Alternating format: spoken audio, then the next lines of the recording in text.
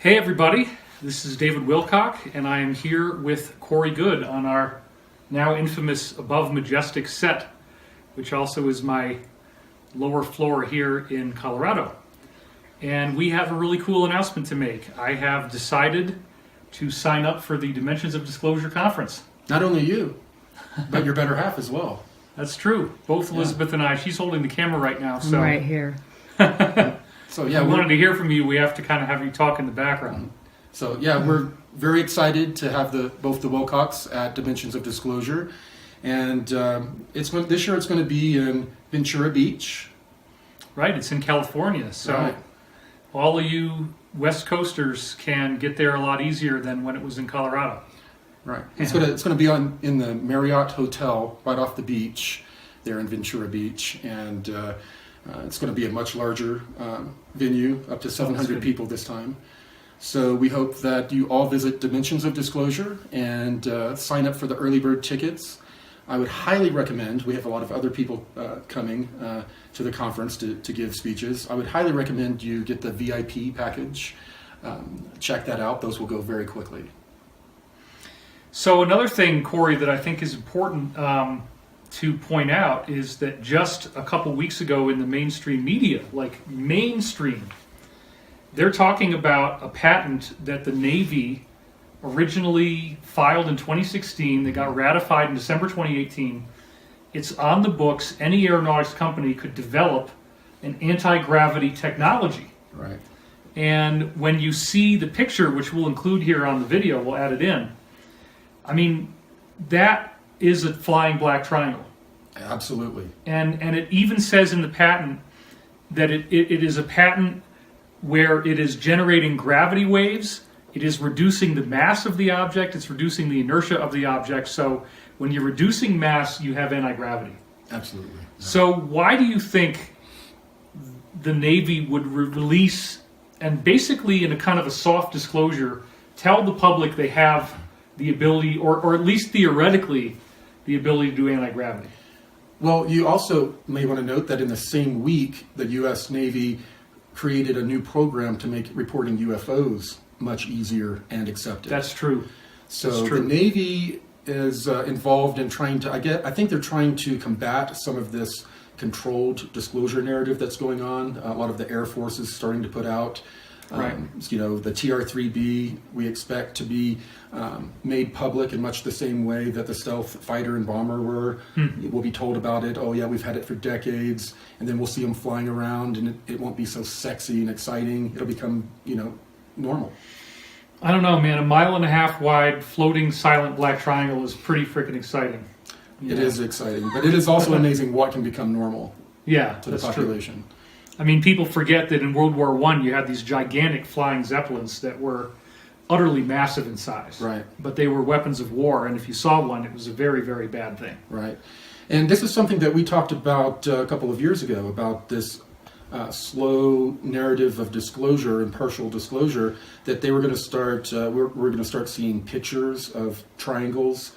Right. On the news. People are going to start seeing them more around Air Force bases and other bases. Like the stuff coming out of Florida that Michael Salla was reporting. Right, yeah. So, and I've seen triangles reported in the news here and there. Yeah. So this is them slowly acclimating us to let us begin to understand that there are higher technologies out there, and that they're all going to be aggregated under a space force at some point. So they've got to start leaking it to us and seeding the consciousness in some way. Well, I also find it interesting what you've been saying is coming down the pipe regarding undersea ruins and also the stuff in the Grand Canyon. And so that's another thing that I think makes, it's part of what made me want to do this conference, because some people think that I mean, we hear this stuff online. Oh, David was only in it for the money. David never really believed what Corey was saying. Or I'm blackmailing you. Yeah, none of that is true. The reason why I know that you're telling the truth is because way back when we first met in October 2014, there was way, way, way too many things that you knew that I had gathered from literally dozens of different people. You knew code names. You knew things that were very highly specific that I had never put online. And so I understand that the narrative that has come through you, the narrative of the things that you've actually experienced, breaks people's boundaries. It's a lot to take in. It's a very heavy new reality. But at the same time, what you're telling me now is that all of us on Earth are going to be confronted with some very shocking new stuff. So in case people haven't seen your Edge of Wonder videos, which I highly recommend, because I know whether I like it or not, and it's not an ego thing, just when my name's in a video, a lot more people see it. Could you just tell us in this video what is going on with Antarctica and the undersea stuff off the coast of Antarctica? Yeah, and by the way, Edge of Wonder guys, they're going to be Master of Ceremonies at Dimensions of Disclosure. It's going to be a lot of fun. I was given a briefing about naval expeditions around Antarctica where various NATO navies had found ruins of partially or mostly submerged islands that have a lot of signs of civilization on them. They had sent in the... Now, where are these islands? Okay, the islands, there were two strings. The two strings of islands that I were told about were between Antarctica and the tip of South America, and another one between Antarctica again and the tip of Australia. So these are islands under the sea. Right. They're not all the way down at the bottom of the ocean floor. They're raised above the ocean floor, but still far below the surface of the ocean. So what are we seeing in these? First of all, how did they get the footage? Is it from submarines or what? They had several. There was footage from several different expeditions that I saw, and some of them were just a lot of video footage of silt coming up off of the ground. It's little dark shapes, kind of obscure. But what was the coolest thing they had a drone that went back and forth in between the city streets, I guess you would call them.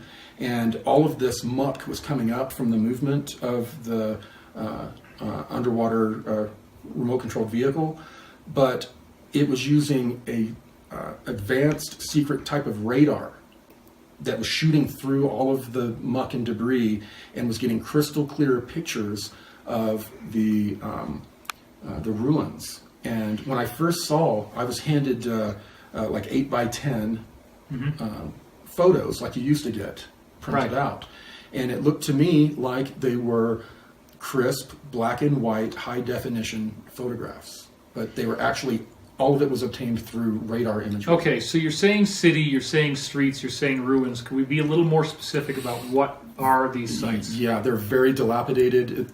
It's not like you see somewhat pristine ruins with fish swimming around and that kind of thing. These are completely dilapidated. When you say city streets, these are crumbled buildings with pathways, which were obviously city streets between them. They're not standing structures. They've kind of collapsed in on themselves, and they looked very Aztec. Okay. So step pyramids? What could be buildings that were mostly collapsed. Like there were no, there used to be right angles. Okay. They're all collapsed. They've been under there for thousands of years as well. But we're talking about stone. Stone. All stone. Okay. It's not advanced technology. It was all like stone, like Aztec, ancient Aztec-looking. Did you get any information about how old this stuff was? Meaning, when were these islands last above sea level? 11,900 years ago. Okay, so this would be Atlantean, like the idea of Antarctica being Atlantis. That the Earth tilted, and Atlantis was more temperate, and then it flooded and froze, right? Right, flash froze. Okay, so there's a lot of stuff under the ice in Antarctica that we've been talking about for a long time, but this is also more the outlying areas. Yes, this was actually wouldn't be considered Antarctica. They were like islands. And from what they could tell, these islands, the tip of South America and Australia also didn't really connect with Antarctica, but there were island chains to where it made it to where people could travel in boats easily, Well, yeah, and if you look at a picture of Antarctica and then you have South America next to it, you'll notice the bottom of South America kind of curves off to the right, and you can kind of see like what would have been a land bridge. Right. And also, and it wasn't just that the water rose.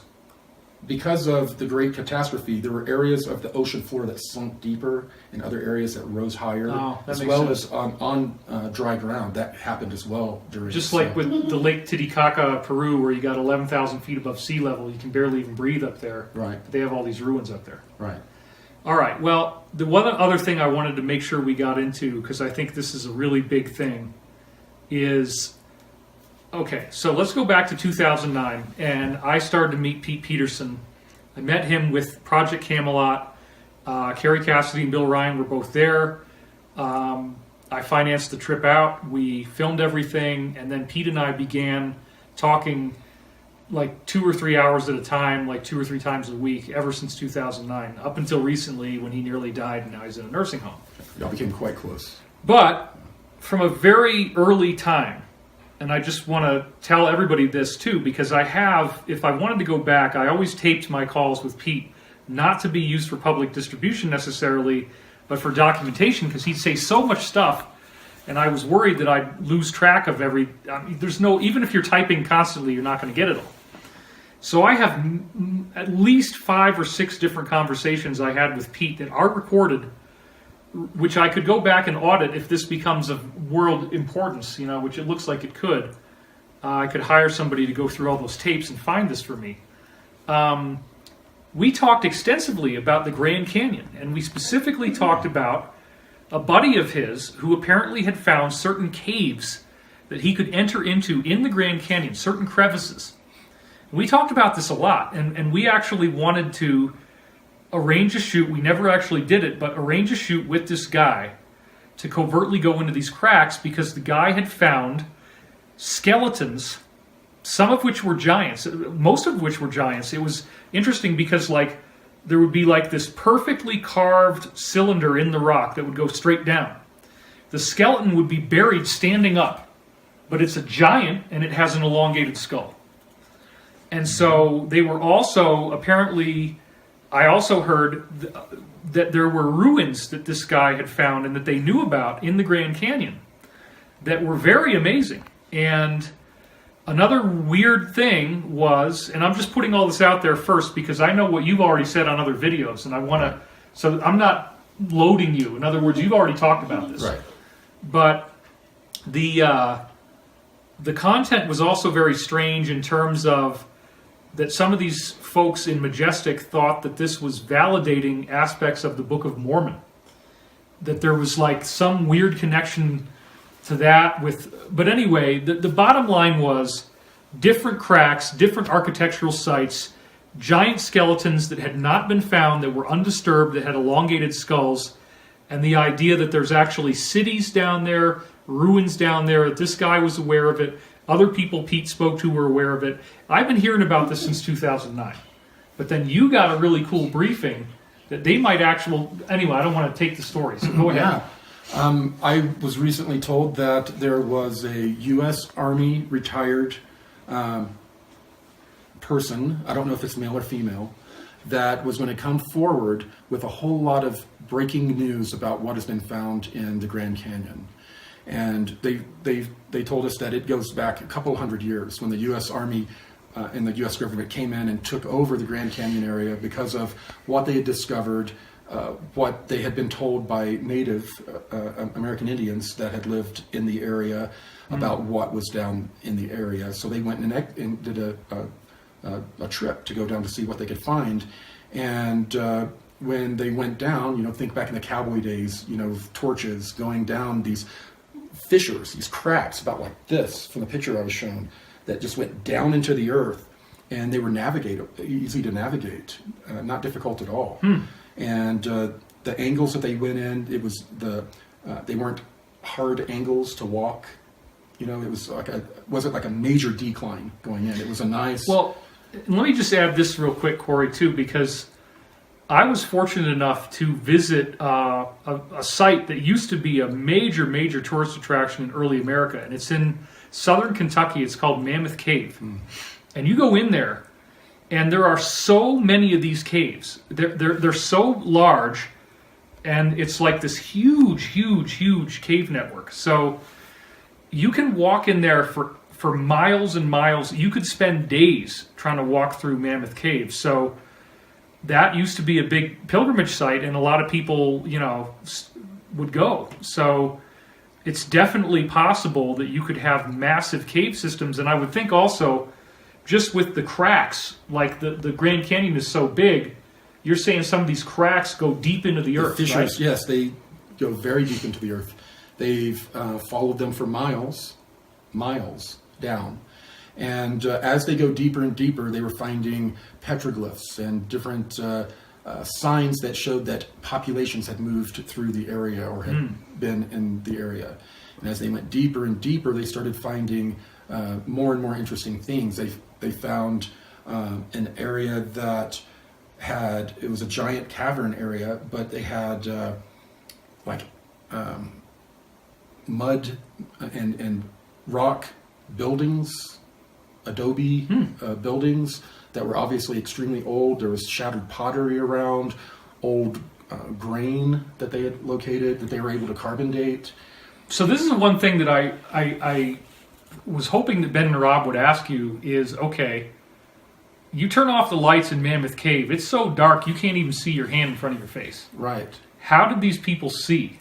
I don't know, because there was very little soot on the ceilings that would come from carbon from torches. So that I don't know. You have to remember, they were brought down there by, what I was told was that this validates the Hopi legends because of the structures they found down there. The pottery was from that culture. It pretty much proved the so-called myths of them being brought down before a cataclysm by ant people. These ant people, we ended up finding bodies of theirs down there as well. And I haven't received information to know whether or not these are greys that they were calling ant people or a different species altogether. Well, but when we were having our weekly show, one of the things that we never actually aired because you had such a hard time with it, if you remember, some of the triggering of the Super Federation memories was so intense for you. But one of the groups that we talked about in those tapings was a group that looked like an insect. Right. And their head was ant-like, but I remember you said they had these little stubby antennas instead of long antennas. And these big mandibles. Mandibles, right. Yeah, but there are a number of different insectoid type of creatures, aliens, if we want to call them that. Right. They're heavily involved in this 22 genetic programs that are going on. So I would assume that they were bringing the Hopi down in there to protect a genetic line of one of their experiments, possibly, and then to bring them back out afterwards. But it's not just the insectoid type bodies that we found. They found a completely different area that was pre-Adamite. The giants, elongated skulls, the mostly reddish hair that they found. They found a burial area of not only the ant people in one area, but many miles away. They found a burial area for the pre-Adamites in what was also a secret observation post. They said what they figured out is that they think that the pre-Adamites had a post there to be able to observe somebody else. They don't know who, and it remains secret. So this perfectly validates what Pete's been telling me, that I could dig up the phone recordings and pull it out since 2009. What you're calling pre-Adamites is these giants with the elongated skulls that Pete's friend had found burial sites that he could still go to where they hadn't been disturbed. Yeah. The bodies, they had ponytails. They didn't have hair on the rest of their head. I don't know if it was shaved off or if they didn't grow hair that way. But there were some. They had long ponytails that were braided, that were red, dark red hair, reddish brown, dark red hair. What are you trying to say here, Corey? Your ponytail is. But large braided. Your skull is elongating, I think. Yeah. But yeah, they had very large braided red-haired braids that came from the back of the head or the side or different areas. All right, so the other thing that I want to do here is not presume that our audience knows the Hopi legend. And I mean, I could do it, but it's probably more powerful if you do it. So could you just explain? It's probably more accurate if you do It's it. probably more accurate if I do it, because I'm the Ancient Aliens guy. That's We've done right. Ancient Aliens episodes on this.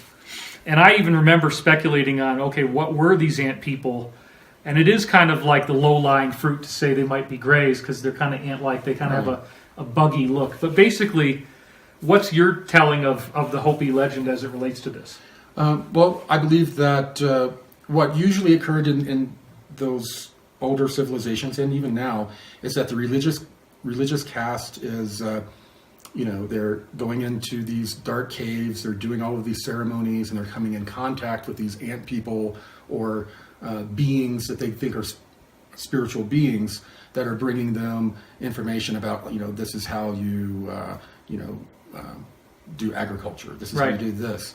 And maybe these guides at one point, when they were consulting them, after they had fasted and prayed and done ceremonies, and they went down, and these beings say, oh, well, there's going to be a great cataclysm now. We need you to gather your people to the mouth of the cave by this date. And so they do that. The Mayans, they gather their people by the mouth of the cave, and then the ant people say, follow us. And then they bring them down to protect them from this cycle of cataclysms, these micronovas and the cataclysms that occur because of the cycle of the sun. Well, yeah, and so the Hopi talked about the suns, that there's the different eras that they label as the sun. And part of what seems to be related to the solar flash idea is that the Hopi say that there will be a blue star, something involving the sun and blue light or something at the end of our cycle. So they're expecting something's going to happen. Right, I talked to Clifford Mahudi about the Kachinas and the different, the blue star. And he's one of the elders from the Zuni tribe. He is. And which is very close to the Hopi. Yes. And a lot of what he told me is that, the Caucasians, and actually it was like a university in Denver that had gotten their ancient myths and had interpreted them. And interpreted them in ways that were not correct. So if you go to my Sphere Being Alliance page, one of the Dimensions of Disclosure videos that Clifford Mahudi did, he talks about that myth and gives what he says is the correct interpretation. But yeah, there is a blue star in it, and in that myth, and it's very interesting. I heard a lot about that blue star Kachina story when I first started coming out talking about the blue spheres and all of that. Right, so just again to make it really simple, the Hopi legend that I remember talking about in Ancient Aliens was essentially that some kind of catastrophic thing is going to happen on the surface of the planet, right? And these extraterrestrial beings that are ant-like in some way, which I wasn't really ready to go as far as to say, no, they actually have heads that look like ants. We kind of went for the grays at the time. But now I'm thinking, well, yeah, there are apparently insectoid types that have ant heads. So this is all going to become commonplace because the galaxy is teeming with life. NASA's now saying 40 billion Earth-like planets with water on them just in our galaxy alone. And apparently intelligent life is a very common template that just keeps happening on all these planets. And it turns into a more or less humanoid form, but it can have different types of the life that we see on Earth extending into intelligent life with the opposable thumbs and with the the physiology, the head, the eyes, nose, mouth, all that stuff. So the legend is these ant people show up and rescued the Hopi and brought them inside the inner Earth to keep them safe from catastrophes on the surface. Right? So how would you be safe? This is something you covered in the Edge of Wonder video, but I thought this was a really good thing to add too. How would you be safe in cracks inside the Earth if there's like a massive tsunami on the surface? Right, the water is going to, go, over the entire surface, and then it's going to subside and go into the places it was before. Gravity's going to pull it back into the places it was before.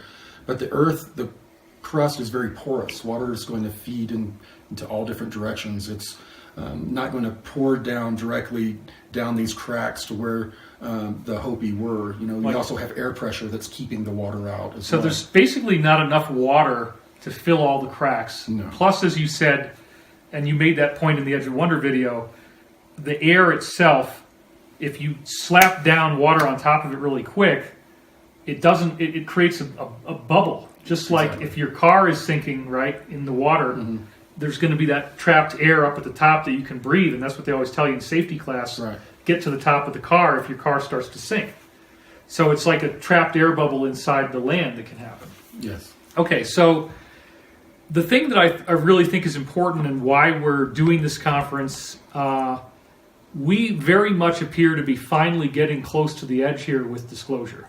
We're just right at the precipice. And I sent you this dream I had the other night about that I was on a cruise ship with the Alliance, and we were celebrating that the victory against the deep state had taken place. And you said some pretty provocative stuff after I sent you that dream. I don't remember what I said. Well, what you were saying was that within the insiders that you are talking to, Oh, yeah.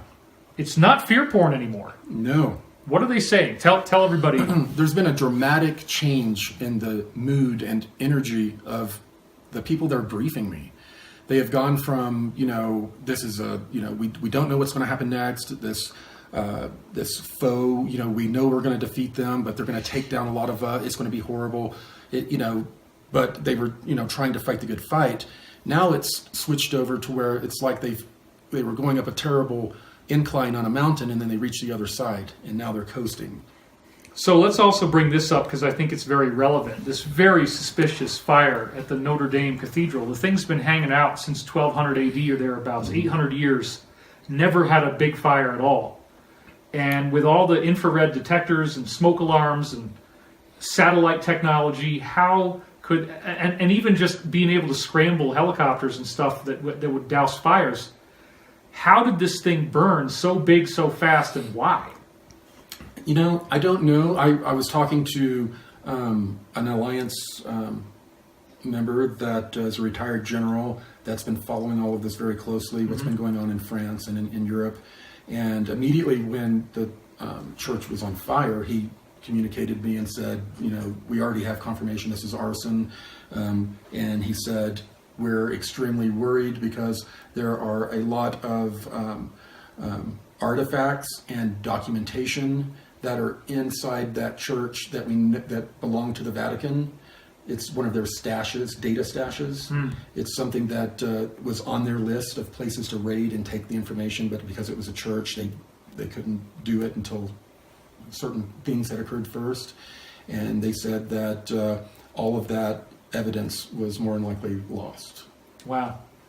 So this is sort of like the idea that if a criminal organization gets busted, they have like a dead man switch, and then everything burns up. Exactly. It's that kind of a kind of a thing. Right. All right. Let's also talk really quickly. At the time that we're taping right now, there's been another weird story in the news, which is a Boeing 737 aircraft had 139 people on it. And it's coming in for a landing, but it misses the landing strip, and it ends up crash landing in the river. Thankfully, nobody died. But the really weird part, Corey, is that the news says that everybody on that ship was flying in from Guantanamo Bay, Cuba. Right, I think Jacksonville Naval Air Station, from Navy Air Station to Naval Air Station. Man, I mean, and so let's get a backstory on, are there tribunals going on? Is it happening in Guantanamo? Do you think these people were from those tribunals? I've heard that, yes, the tribunals are operating in several locations, one of them being Guantanamo Bay, that they're not moving along. They're not as massive as what some people are reporting. Mainly what they're taking care of are a lot of the MS-13 types, people that were involved in all this human trafficking, and they're taking care of a lot of people like that, and terrorists. They have just hearings going on for these people. But you also said that MS-13 was domestically satisfying for the deep state the same function that ISIS was satisfying for them over in the Middle East. Yes, exactly. So they're involved in gun running, drug running, human trafficking. Right, and I was told that not only do they have MS-13 down there, but they have the intelligence operatives that ran them. There were intelligence operatives from Europe and the United States that ran MS-13. It wasn't being ran by some nefarious person living in a cave somewhere. It was being ran from Langley and in other places. And when we get back to the Vegas shootings, you remember that, I watched the videos. It's so obvious. You can hear more than one gun going off. Oh, yeah. Simultaneous. And then there were people, there was always this implication that there was this secret MS-13 involvement with the Vegas shootings. Yeah, and I also heard that there was a major tie-in also with Saudi Arabia. That shooting, Right. there was a major tie-in with Saudi Arabia and a prince and some... So, I can't remember. so in other words, MS-13, in addition to doing all this smuggling activity, they might also be involved directly in planning and executing false flag attacks. They do, yeah. They gather blackmail information on people for the deep state. They murder people, like Seth Rich was killed by MS-13. They get shopping lists and go out and get people together for the human trafficking. They work directly with intelligence operatives to send information. They're a whole network that has many different functions. So getting back to the 737 that had the people from Guantanamo in it, do you think that those people, that there was a airplane hacking attempt to try to assassinate them, which thankfully didn't work? I think Q stated that 7 out of 10 aircraft that go down, 7 out of 10 that's on purpose. Wow. So I think very likely they had tried to overcome the pilot's ability to control the craft. Right. After some recent plane crashes, I think you had postulated that they had possibly gone out and tried to disable a lot of these autopilot or remote controlled type of technologies. It was the Ethiopian Airlines crash, and you sent me that leaked video. Right. And you're seeing the plane, and it's kind of going like this, like the pilots are trying to make it They're go up. fighting it, yeah. Somebody else is trying to make it go down. And it's literally like fighting itself in the air, and then it crashes in this huge fireball. So I haven't received a briefing on that. As a matter of fact, I've got to leave here soon. We're going to have to wrap this up soon because when I get home this evening, I'm going to get a little bit more of a briefing, and hopefully it will include what was around that aircraft from Guantanamo Bay that crashed, because I doubt very seriously that it was just an accident. Well, on the Ethiopian Airlines one, I forget how many, but it was like 19 or 20 people from the UN were on that plane. Right. It's very, very... Right. So, but the bottom line is that everybody is now saying things look good. They're on the exit ramp. It's the downhill now. Yes. Most of the hard work is done, and the next part is going to be really, really amazing. Right. And I guess the next part is just to sit back and not only watch the reaction of the public, but they're also on high alert for false flags. They're at a point now to where the cabal, all they can do is spin. They can't really fight back against what's happening because we've cleared out the DOJ and most of the deep state, but they're really expecting some serious attempts at false flag attacks. Okay, so the one last thing that I really think we should cover here is the unbelievable manicuring of our social media that's going on. We have now the term Alex Jones. Like if you send an Alex Jones link on Facebook more than like 2 or 3 times, they're going to take your whole page down. And just simply, like anything that has to do with Alex Jones, they're just going to ban it on a blanket level. And also the shadow banning that's going on. Oh, yeah. It is pretty amazing. So you're watching people's view counts going way down. Like we saw this with Edge of Wonder. They were always getting at least 120,000 views. Now they're down to like 30,000 views for everything. Right. It's really crazy. So it just seems like we're really at the final gnashing of teeth stage. And that's why I wanted to do Dimensions of Disclosure, because we need to stand in solidarity. They have the deep state has tried so hard to create a fight to the death within the UFO community. And it kind of seems to have polarized between people who are willing to entertain the idea of a secret space program, which you were instrumental. Not that you were the first, because I've been hearing about this for over a decade before then. But you were the first one to want to talk about it on camera. I mean, Henry Deacon did for a while, then he disappeared. That was back in like 2007 through 2009. So this is not new, but then you have another faction of the UFO community that seems to just focus on Roswell and nothing new. So Could you just, again, right before we're done here, speak a little bit to that divide? Why do you think there's such a split going on, and why are we getting so slandered by our own community? Well, I mean, quite honestly, our community has been infiltrated from the very beginning. You know, many of the people that started the topic of disclosure were being funded by, Rothschilds and that kind of thing. So Rockefellers, yes. Yeah. So we've been infiltrated and controlled for a long time. They want to keep us talking about little green men and Roswell. They don't want us talking about all the things that we've started talking about in the last 4 years since you and I started working together. So we have a lot of the compromised people that are lashing out right now. And we have a lot of people that they're not compromised by just working for the deep state. A lot of them have been compromised by their egos have been fed, been told they're special, been given certain information, and they want to keep those relationships, so they toe the line. Maybe certain insiders that they get access to exclusively. So, and a lot of it is also just these crazy energies going on right now. Many people in this community, they pretend to be more positive than they really are. And with the energies coming in, this Christ consciousness, it's impossible. We're telling everybody what we really are. We're showing everybody what we really are. And I also find it amazing, Corey, that this same group that we've called the Dark Alliance has just been so relentless. Like, if you actually pay attention to what they say, they are not objective at all. They are always anti. Right. So what do you think is going on there? Why are they so resolutely, constantly, absolutely, 100% viciously hateful against us? Some of them are useful idiots that have been triggered. A lot of them, they've built this truth up for many years, and the truth that we're bringing out conflicts with that truth, so they're reacting to it. But there's also a lot of manipulation going on. The false flags,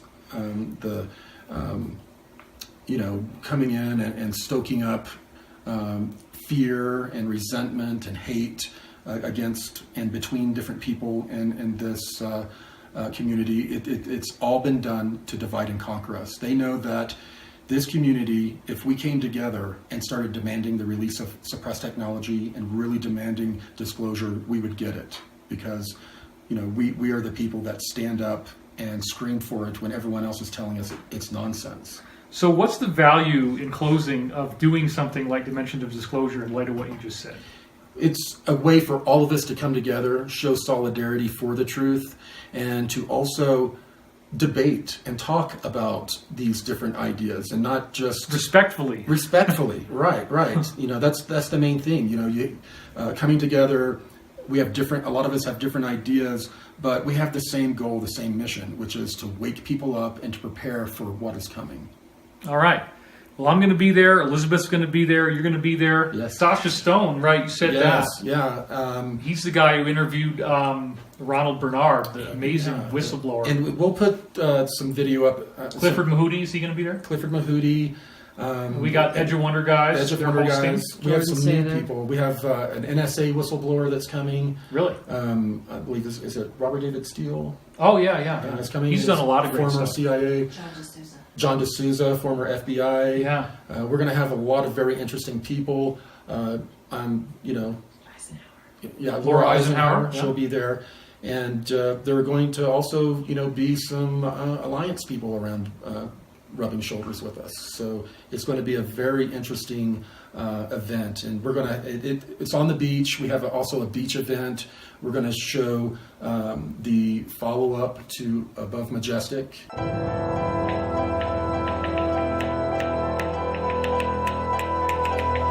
So, it's going to be a really good time. Go to dimensionsofdisclosure.com and you'll see all of the details.